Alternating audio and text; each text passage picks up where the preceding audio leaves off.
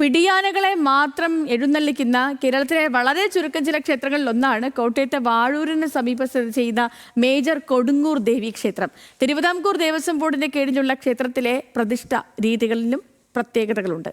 ആ ക്ഷേത്രത്തിലെ വിശേഷങ്ങളാണ് ഇന്നത്തെ ദൈവമേ കൈത്തൊഴാമിൽ.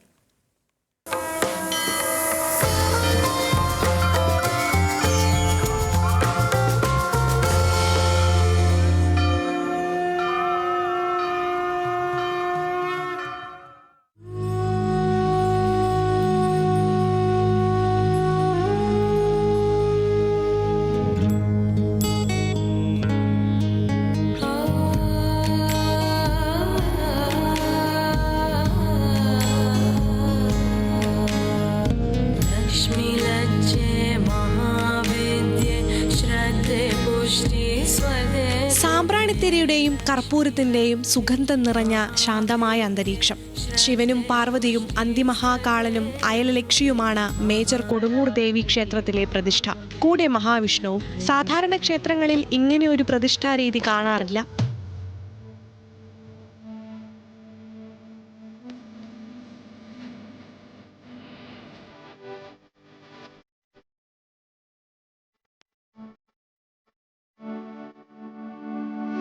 കിഴക്കോട്ടാണ് ദർശനം. ഗണപതി, ശാസ്താവ്, നാഗരാജാവ്, നാഗയക്ഷി, നാഗചാമുണ്ഡി എന്നീ ഉപദേവതകളെയും ആരാധിക്കുന്നു. ഭക്തർക്ക് അനുഗ്രഹദായിനിയായ കൊടുങ്ങൂരമ്മ എന്ന വാത്സല്യ രൂപത്തിലാണ് ദേവി അറിയപ്പെടുന്നത്.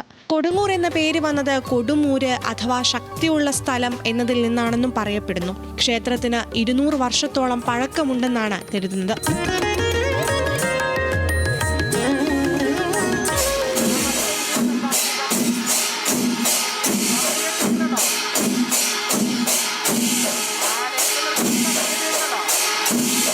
സാധാരണ ക്ഷേത്രങ്ങളിൽ പൂരത്തിന് കൊമ്പന്മാരാണ് അണിനിരക്കാറെങ്കിലും ഗജറാണിമാരെ എഴുന്നള്ളിക്കുന്ന പൂരങ്ങൾ കുറവാണ്. എന്നാൽ ഇവിടെ ക്ഷേത്ര ഉത്സവത്തിന്റെ ഭാഗമായി പിടിയാനകളെയാണ് എത്തിക്കുക. പൂരഘോഷയാത്രകളിൽ വിവിധ പാട്ടമ്പലങ്ങളിൽ നിന്നും ഓരോ ആനകളാണ് കൊടുങ്ങൂർ ക്ഷേത്രത്തിലേക്ക് എത്തുക.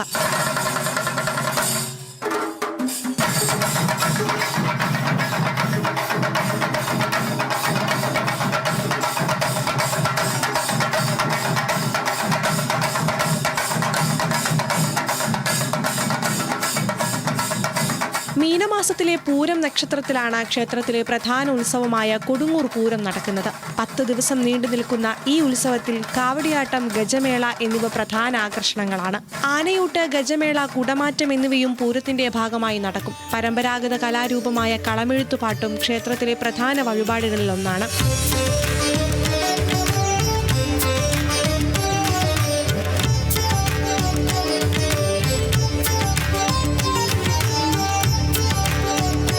ന്യൂസ് മലയാളം, കോട്ടയം.